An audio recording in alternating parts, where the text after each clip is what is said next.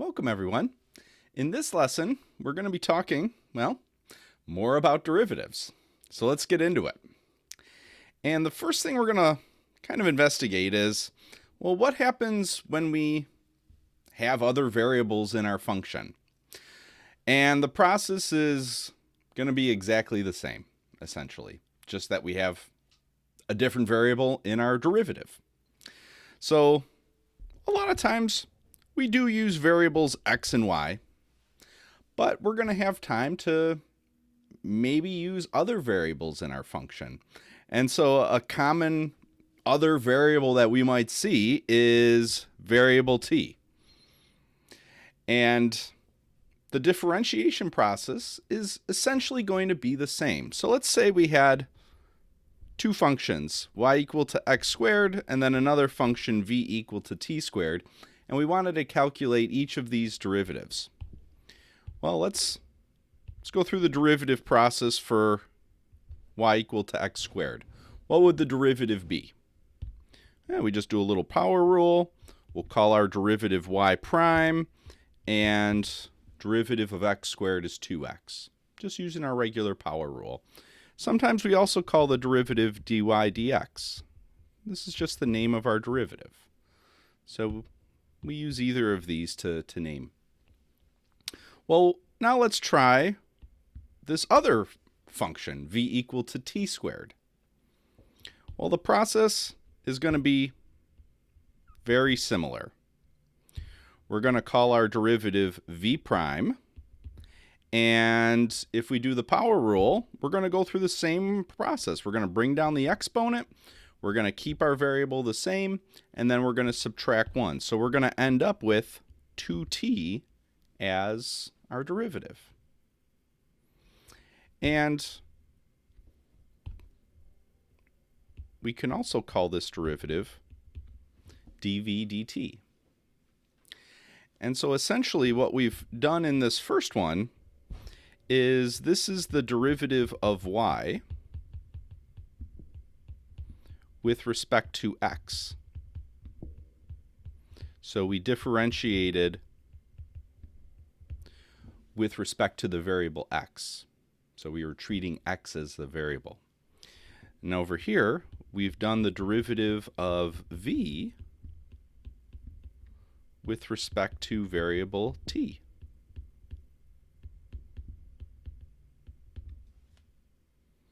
So when we use this notation, we've introduced this before, this dy dx. The y that we see on the top, this is the expression that we're differentiating.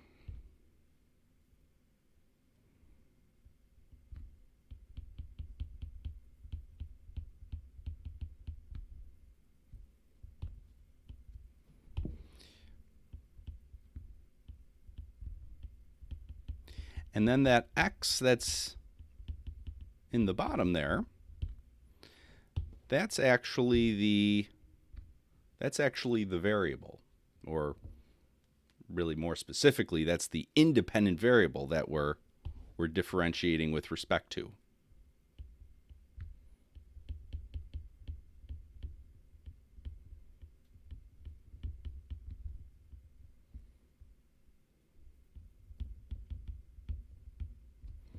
So the y up here, that's the function that we're actually differentiating, and then the x down here tells us the variable. So that's why we used dv dt here, because we were differentiating this function v, and the variable was t. So it was dv dt. All right, so really all the derivative rules that we've seen so far, they're going to work for other variables. So let's just try a couple examples. And let's start with this first one. So we want to calculate the derivative of s with respect to variable p for this function right here. And the function is s equal to 3 times p squared plus 5p plus 1, all raised to the power 10. And so when we look at this, we're treating p as our variable, and Well, we got a few things going on here. We have a constant multiple 3 in front, and then we have a general power function. So we're going to have to use our general power rule for this. And this is... So why are we going to have to use our general power rule? Well, we have this term inside the parentheses, this p squared plus 5p plus 1, and that whole thing is being raised to the power 10. So this is a power function, but we have some additional terms inside the parentheses there. So if we're going to calculate the derivative,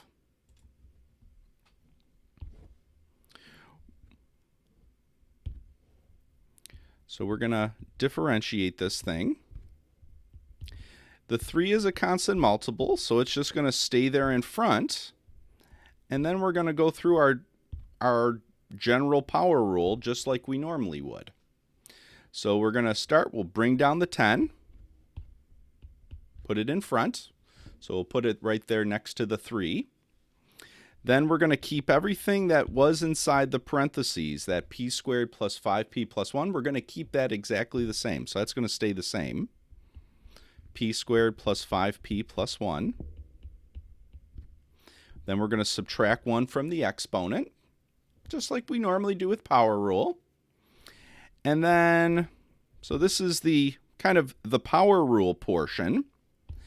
And then we're going to multiply that by, we're going to take the inside term, all that stuff inside the parentheses, so the p squared plus 5p plus 1, and we're going to multiply by its derivative.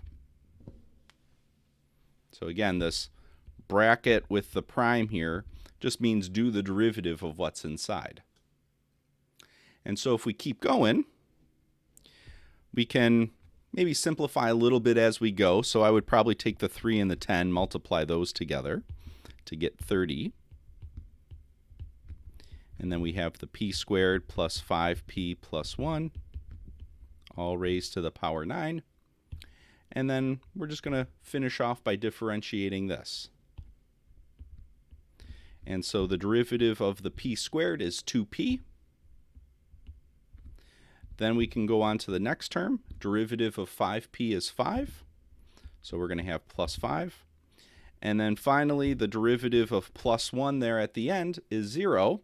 So I would have plus 0 here, but we don't normally write plus 0. So that'll do it.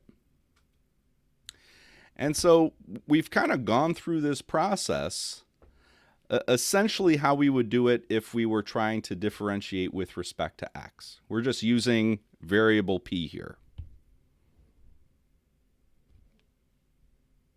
What color did I use? So p is our variable.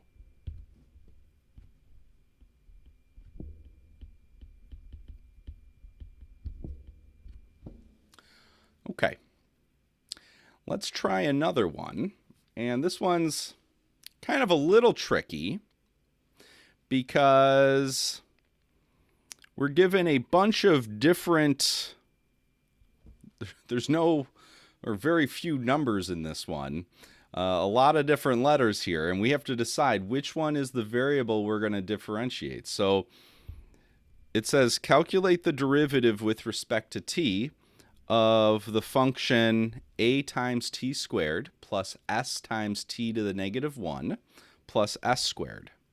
And so when we look at this, we want to identify in our derivative notation here, it's telling us that t is the variable.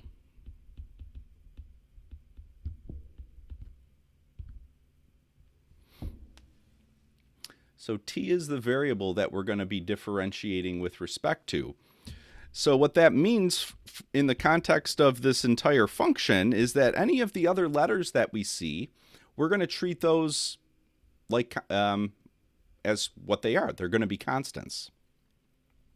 So we're going to treat t, that's our variable. And then we see this a and this capital S, and those are going to be constants.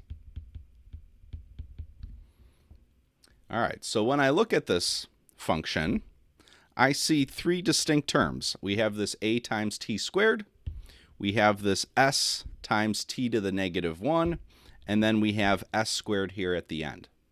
So we're going to use our derivative rule that tells us, well, we're just going to go term by term. So we're going to start by differentiating this first term, then we're going to differentiate the second term, and then we're going to differentiate the third term. So let's start with that first term, the a times t squared. Let's differentiate that. And so, first of all, the a is a constant multiple, so it's just going to stick around in front.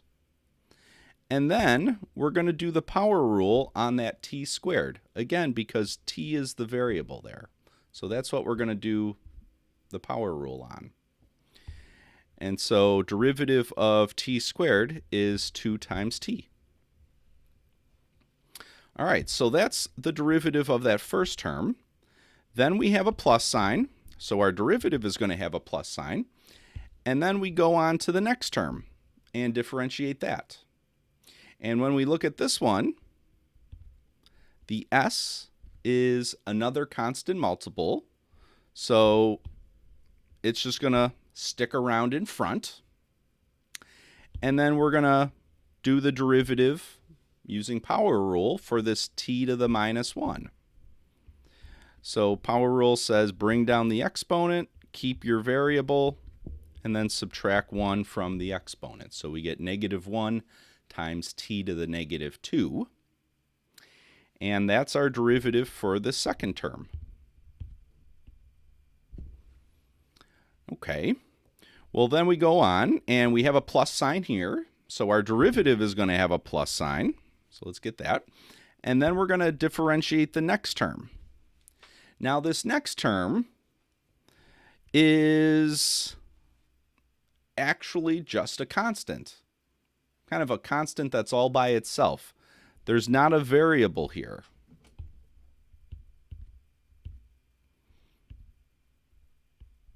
So this s squared, this is just a constant.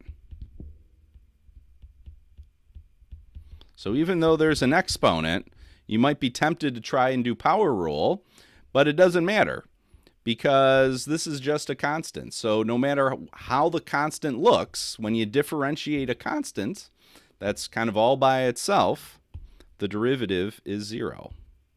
So the derivative of that last term is 0. All right, so we differentiated the first term, we differentiated the second term, and then we differentiated the third term. And really we can clean it up. Probably put the 2 in front of the a, so we could write that as 2a times t. And then maybe multiply the negative 1 and the s together, so we get negative s times t to the negative 2. And then we don't normally write plus 0. So I think one of the trickier things here is this doing this derivative of s squared, because you know I'm pretty tempted to try power rule on this thing and say this is going to be 2 times s, but that would be if s was the variable. So if we're differentiating something maybe like 8 squared. If we had 8 squared and we wanted to differentiate it, well, the derivative of 8 squared, it's just going to be 0 because 8 squared is 64. It's a constant. And so the derivative of any constant is 0. So I kind of think it's kind of a fun little example. A little tricky, I think, but gets the brain working. And that's really the idea for this first part here, is we can use other variables, and a common other choice for a variable is this variable t, because we're going to be talking about, in a lot of examples, we're going to be talking about time. And so it's helpful to use t to denote time. So, but the derivative process is going to be essentially the same. All right, so the next major topic we're going to be looking here in this section is we're going to talk about the second derivative. And so the second derivative is going to be another helpful. We're going to see we're going to look at a bunch of applications for the first derivative, and we're actually going to look at a good number of applications for the second derivative. And so first we're going to see just the notation, and then we'll see a couple examples on how to calculate the second derivative. So let's look at our notation here. And so this is the notation we use for the second derivative, f double prime.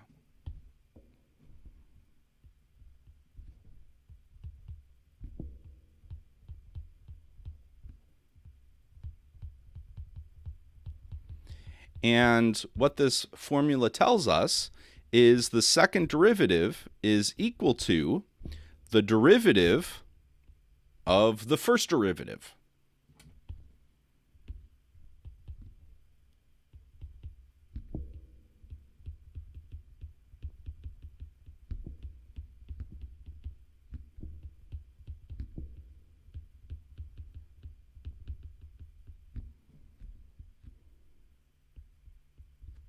So the second derivative is just the derivative of the first derivative.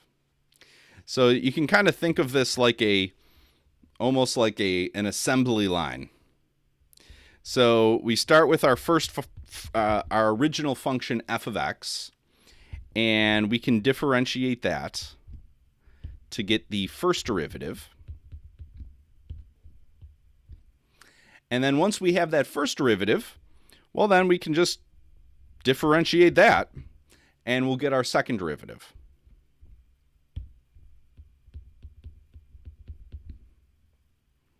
And actually, there's third derivatives and fourth derivatives, and you can kind of just keep working down the assembly line here. So if you wanted the third derivative, it would just be the derivative of the second derivative, and we'd call that f triple prime. We're not going to be looking too much at triple derivatives or, the fourth derivative or the fifth derivative. Pretty much most of our applications that we're going to investigate have to do with the first and second derivatives. But it's an assembly line, and you can keep differentiating things, and you can keep on working your way down to get more and more derivatives. All right, so let's try a couple examples just to see how these work. So let's look at this first one. We're going to find the second derivative for this function x cubed plus 1 over x. And when we do this, we're going to have to first get the first derivative. And actually, before we start doing any derivatives, let's rewrite our function. So we're going to rewrite that 1 over x. The x cubed, that's good. But we got to rewrite this 1 over x as a power function. So we're going to use our normal trick of using a negative exponent.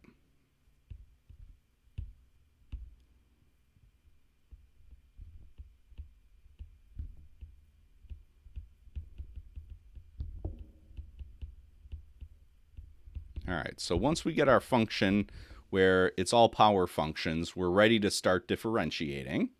So let's get our first derivative.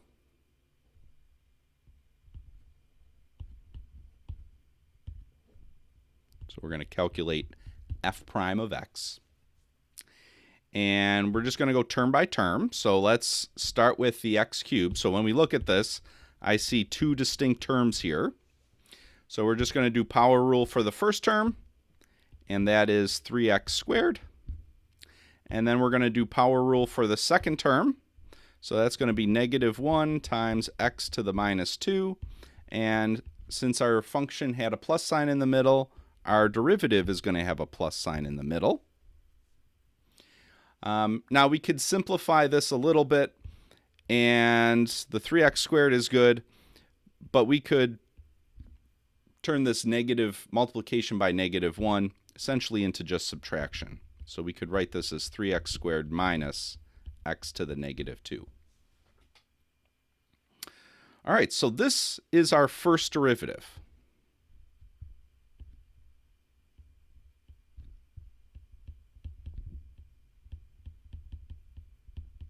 Okay, well, we wanted to find the second derivative.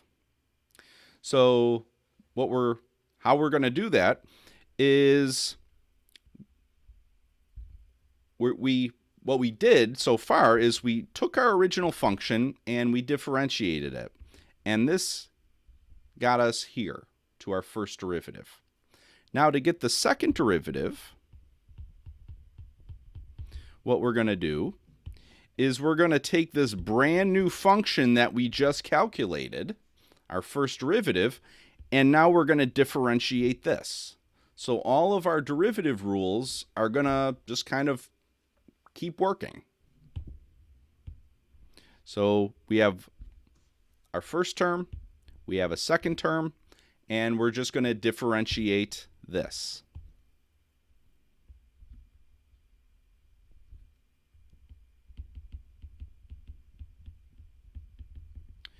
All right, so let's see how this is going to work. So let's start with the first term. We see that we have a constant multiple 3, so that's just going to stick around in front there. And then we're going to differentiate the x squared, so that's going to give us 2x. Then our formula here has a negative subtraction, so our derivative here is going to have subtraction. So let's put that down. And then we're going to do power rule for this second term. So we're going to bring down the exponent, the -2. We're going to keep x the same, and then we're going to subtract 1 in the exponent. And to clean this up, I might multiply the 3 and the 2 together, and then I might also make this double negative a positive. So I end up with 6x plus x to the -3. And this is our second derivative.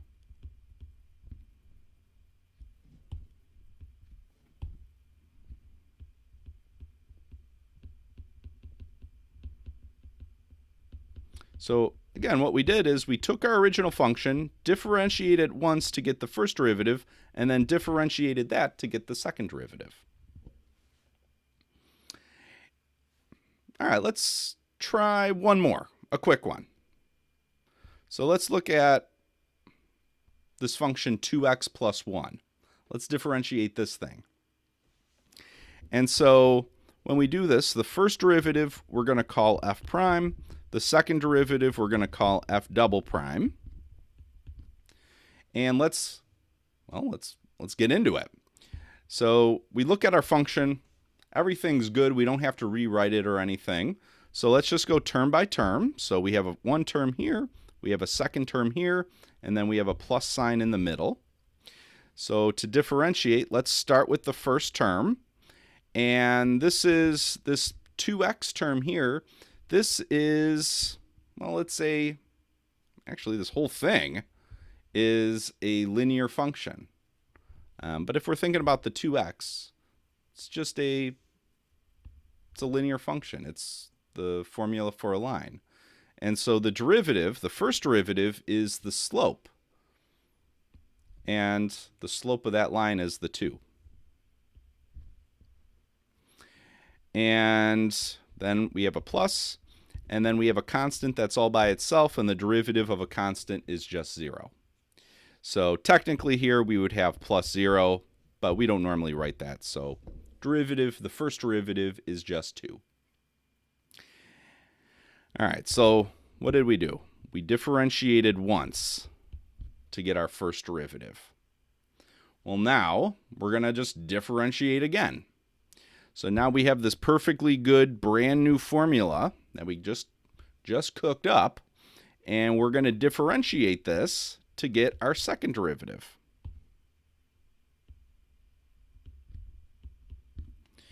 Okay. Well, we're differentiating now a formula that's just constant. And so the derivative of just a constant is just 0.